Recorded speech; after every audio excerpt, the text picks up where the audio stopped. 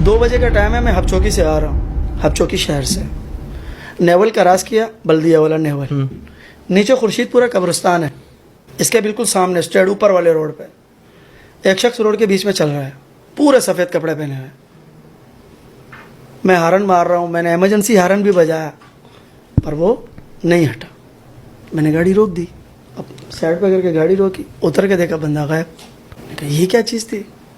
چلو آیت الکرسی پڑھی، گیا، پھر نیچے روڈ اتر رہا ہے. میں نے کہا ہو سکے یار میرا وہم ہو، چلو نیچے سے واپس جاتا ہوں، قریبی تو ہوں. میں ہوتا اوپر والے روڈ سے نیچے سے گھمایا، پل کے نیچے سے میں واپس نیول کی طرف جا رہا ہوں. اچھا اوپر مجھے نظر آیا، واپس جا رہا ہوں، پھر دیکھ رہا ہوں اوپر کھڑا ہوا ہے.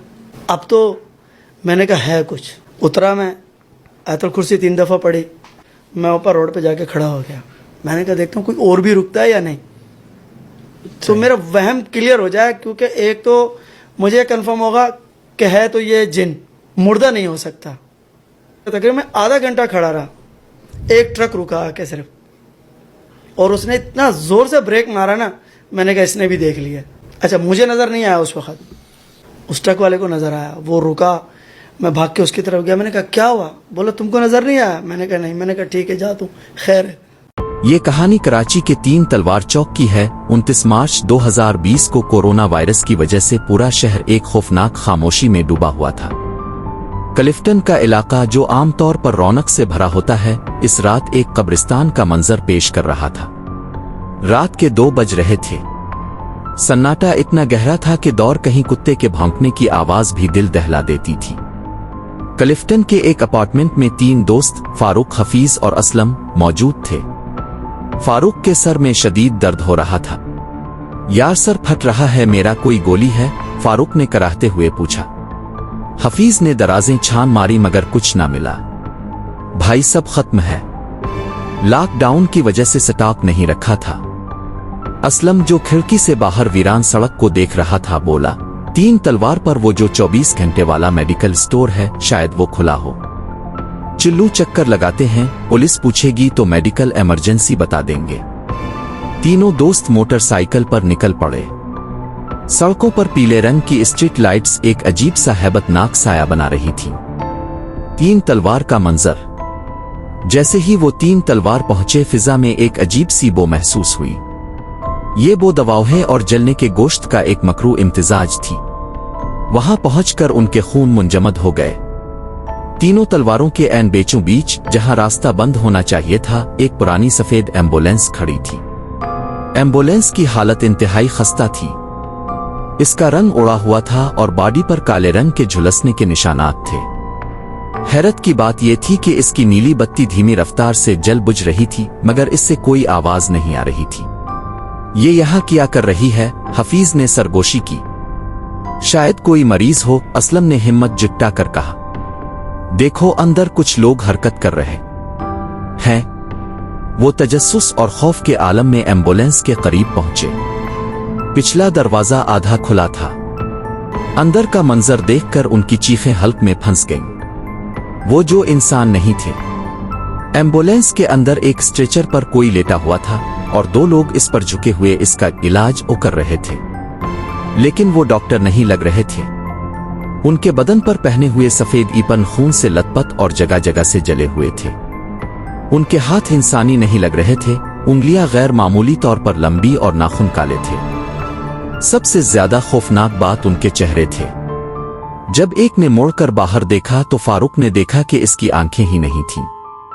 وہاں صرف 2 گہرے کالے سوراخ تھے جن سے گاڑا مائع بارہ رہا تھا.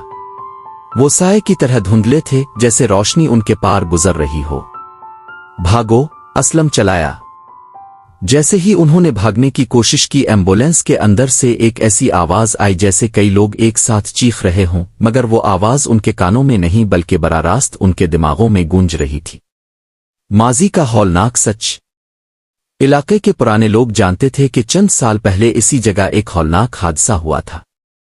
ایک ایمبولینس ایک تیز رفتار ٹرک سے ٹکرانے کے بعد الٹ گئی تھی اور شارٹ سرکٹ کی وجہ سے اس میں آگ لگ گئی تھی. اس وقت بھی لاک ڈاؤن جیسی صورتحال تھی اور سڑک خالی ہونے کی وجہ سے کوئی بچانے والا نہیں آیا. اندر موجود مریض، ڈاکٹر اور ڈرائیور سب زندہ جل گئے تھے. کہا جاتا ہے کہ ہر سال اسی تاریخ کو وہ ایمبولینس اپنی ادھوری منزل پوری کرنے کے لیے نمودار ہوتی ہے۔ وہ سائے آج بھی اس مریض کو بچانے کی ناکام کوشش کر رہے ہوتے ہیں جو برسوں پہلے راکھ بن چکا تھا۔ اسلم کا انجام۔ تینوں دوست اپنی بائک کی طرف بھاگے مگر اسلم کا پاؤں کسی چیز سے ٹکرا گیا۔ وہ گرا تو اسے ایسا محسوس ہوا جیسے برفیلے ہاتھوں نے اس کے ٹخنوں کو جکڑ لیا ہو۔ فاروق، حفیظ، مجھے بچاؤ! اسلم کی آواز میں موت کی دہشت تھی۔ فاروق اور حفیظ مڑے لیکن جو انہوں نے دیکھا وہ ان کی زندگی کا سب سے بڑا ڈراؤنا خواب تھا۔ اسلم کو وہ عیسائی گھسیٹ کر ایمبولینس کی طرف لے جا رہے تھے۔ اسلم کا جسم آہستہ آہستہ نیلا پڑ رہا تھا جیسے اس کے جسم کی ساری حرارت نچوڑ لی گئی ہو۔ فاروق اور حفیظ ہمت کر کے آگے بڑھے لیکن ایک زوردار دھماکے جیسی آواز آئی اور ایمبولینس سے تیز سفید روشنی نکلی۔ جب روشنی مدھم ہوئی تو وہاں نہ ایمبولینس تھی نہ وہ سائے، وہاں صرف اسلم پڑا تھا، بے جان ساکت۔ اس کے چہرے پر وہی دہشت جمی ہوئی تھی جو اس نے آخری لمحات میں محسوس کی تھی۔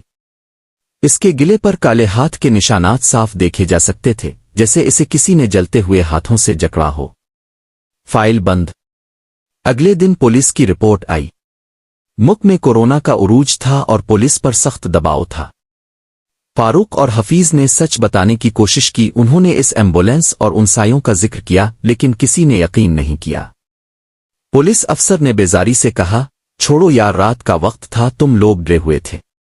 میڈیکل رپورٹ کہتی ہے کہ اسے سانس لینے میں دشواری ہوئی اور رکن قلب بند ہونے سے موت واقع ہوئی۔ یہ کورونا کا کیس ہے۔ پولیس نے اسلم کی موت کی فائل پر کورونا ڈیتھ کی مہر لگائی اور اسے ہمیشہ کے لیے بند کر دیا۔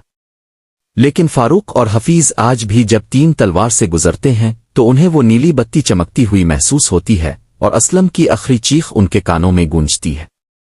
آج بھی 29 مارچ کی رات کو تین تلوار پر جانے سے لوگ کتراتے ہیں کیونکہ وہ ایمبولینس آج بھی کسی نئے مریض کے انتظار میں کھڑی ہوتی ہے۔